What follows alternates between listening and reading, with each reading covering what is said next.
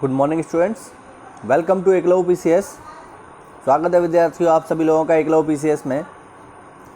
और आज हम पढ़ने वाले हैं 5 जुलाई से जुड़े हुए इम्पोर्टेंट करंट क्वेश्चंस। तो चलिए बिना किसी देरी के शुरू करते हैं। यहाँ पर हम देखें क्वेश्चन नंबर फर्स्ट।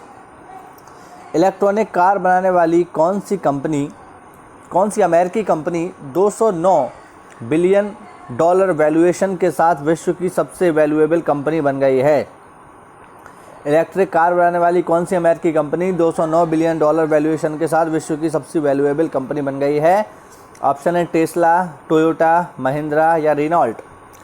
तो इलेक्ट्रिक कार बनाने के मामले में जो सबसे फेमस कंपनी है वर्ल्ड वाइड वो है विद्यार्थियों टेस्ला। ध्यान रखना, टेस्ला बहुत ही फेमस है। टेस्ला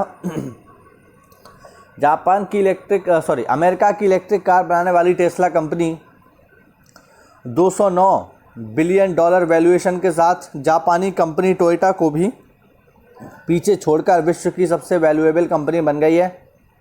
अब तक टोयोटा को ही सबसे वैल्यूएबल कंपनी का खिताब हासिल था, लेकिन अब टोयोटा को पीछे छोड़कर सबसे वैल्यूएबल कंपनी बन गई है अमेरिका की टेस्ला। ध्यान रखना। चलिए बढ़ते अगले प्रश्न की ओर। भारत की किस कार निर्माता कंपनी ने वाहन लीज सब्सक्रिप्शन सर्विस शुरू करने के लिए जापान की ओरिक्स कॉरपोरेशन के साथ करार किया है? ऑप्शन है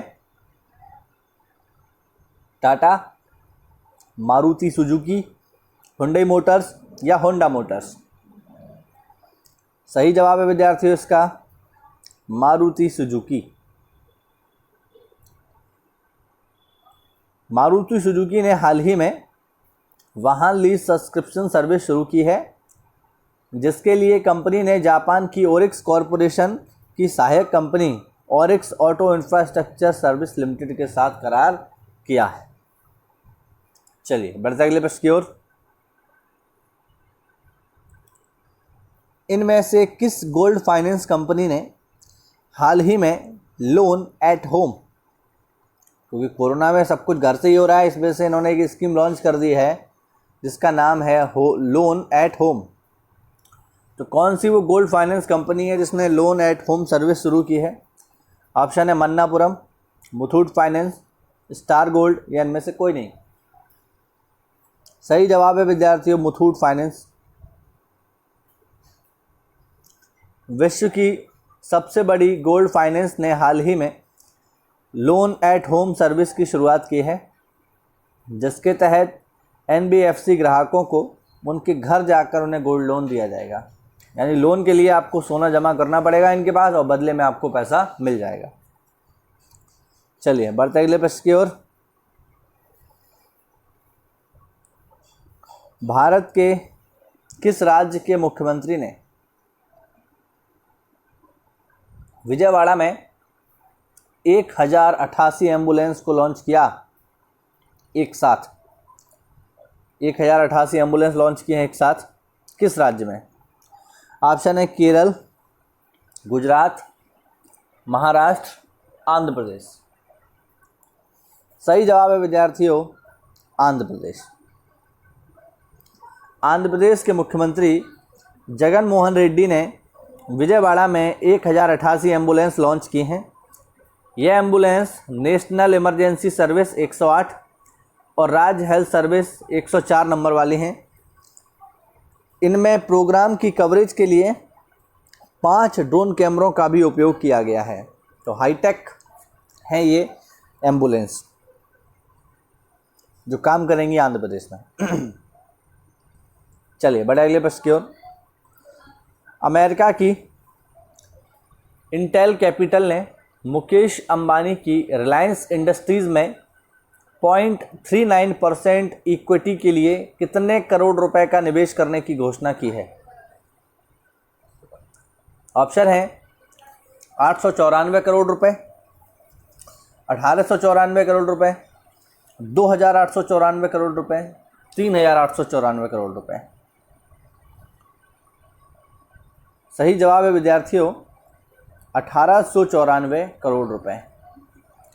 अमेरिकी इंटेल कैपिटल ने मुकेश अंबानी की रिलायंस इंडस्ट्रीज़ में 0.39% इक्विटी के लिए 1894 करोड़ रुपए निवेश करने की घोषणा की है। इंटेल पूरे विश्व में बेहतरीन कंप्यूटर चिप के लिए जाना जाता है।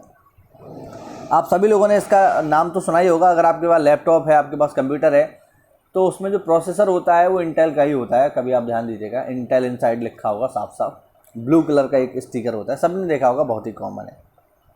तो उसने इन्वेस्टमेंट किया है रिलायंस में। चलिए बढ़ते अगले प्रश्न की ओर। NPCI के आंकड़ों के अनुसार वर्ष 2020 के किस महीने में लोगों ने UPI से रिकॉर्ड 1.34 बिलियन ट्रांजैक्शन किया है? तो सबसे पहले तो हम NPCI को देख लें, ये क्या है। NPCI है national payments Corp of India, ठीक है। तो किस महीने में रिकॉर्ड ट्रांजैक्शन हुआ है, सवाल ये है। ऑप्शन है मार्च, अप्रैल, मई, जून। तो जवाब आप लोगों के सामने है जून में।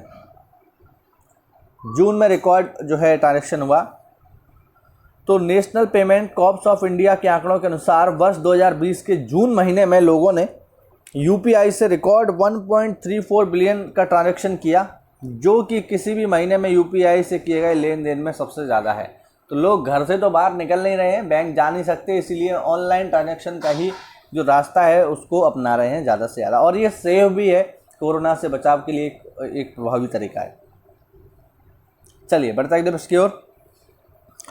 भारत के युवा umpire Nitin Menon ICC elite panel में शामिल होने वाले कौन से भारतीय एम्पायर बन गए हैं?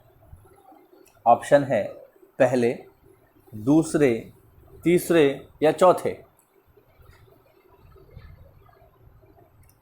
सही जवाब तीसरे।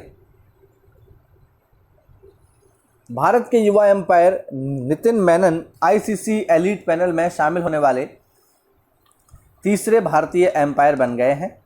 उन्हें 3 टेस्ट, 24 वनडे और 16 T20 अंतर्राष्ट्रीय में एम्पायरिंग का अनुभव है और अब वो ICC एलीट पैनल में शामिल होने वाले तीसरे भारतीय एम्पायर बन चुके हैं। चलिए बढ़ते अगले प्रश्न की ओर। भारत के गृह मंत्रालय ने हाल ही में किस देश के पाकिस्तानी इवेंट मैनेजर रेहान सिद्दीकी को ब्लैकलिस्ट कर दिया है? तो ये पाकिस्तानी इवेंट मैनेजर हैं। देखिए, इवेंट मैनेजर क्या होते हैं?